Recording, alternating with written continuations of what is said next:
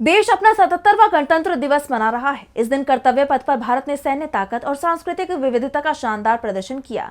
पूरे देश में कार्यक्रम आयोजित किए गए, लेकिन दिल्ली में हुआ मुख्य कार्यक्रम एक बार फिर से सियासी जंग में तब्दील होता दिखाई दिया।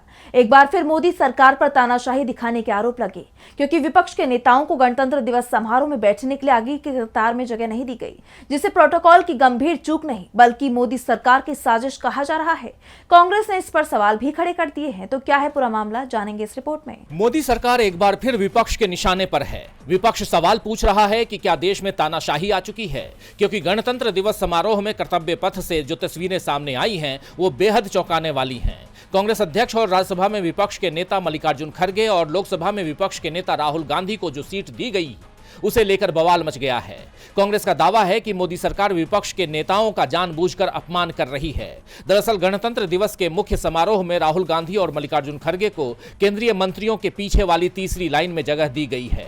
कांग्रेस का कहना है कि मोदी सरकार संसदीय परंपरा और प्रोटोकॉल को तोड़ रही है और वो ये लगातार कर रही है, जिस पर कांग्रेस सांसद मणिकम टैगोर ने एक्स पर 2024 के गणतंत्र दिवस की एक तस्वीर साझा करते हुए पोस्ट किया। ये 2014 की तस्वीर है। देखिए तब लालकृष्ण आडवाणी कहां बैठे थे। अब ये प्रोटोकॉल में गड़बड़ी क्यों? क्या इसीलिए कि मोदी और शाह विपक्ष के नेता खड़गे और राहुल गांधी का अपमान करना चाहते हैं? विपक्ष के नेताओं का इस तरह अपमान नहीं किया जा सकता, खासकर गणतंत्र दिवस पर। कांग्रेस सांसद ने जो तस्वीर शेयर की है उसमें बीजेपी नेता लालकृष्ण आडवाणी आगे की पंक्ति में सोनिया गांधी और दूसरे वरिष्ठ नेताओं के साथ बैठे दिखाई दे रहे हैं।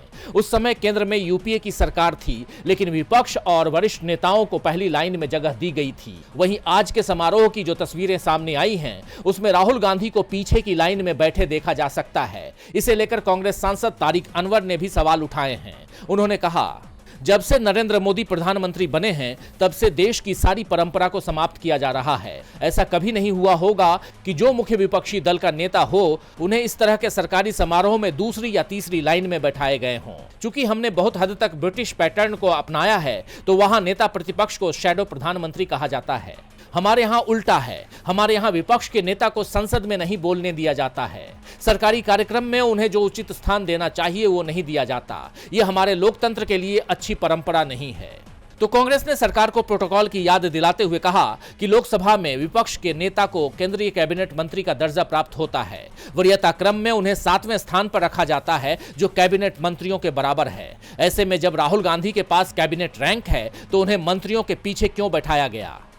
वैसे मोदी सरकार में राहुल गांधी या मल्लिकार्जुन खड़गे के साथ इस तरह का व्यवहार पहली बार नहीं हो रहा है। याद करें 2024 के स्वतंत्रता दिवस समारोह में राहुल गांधी विपक्ष के नेता की हैसियत से पहुंचे थे, लेकिन सरकार ने उन्हें सबसे आखिरी लाइन में जगह दी थी। उस वक्त भी सवाल उठे थे और इस बार भी सरकार सवालों के घेरे में है।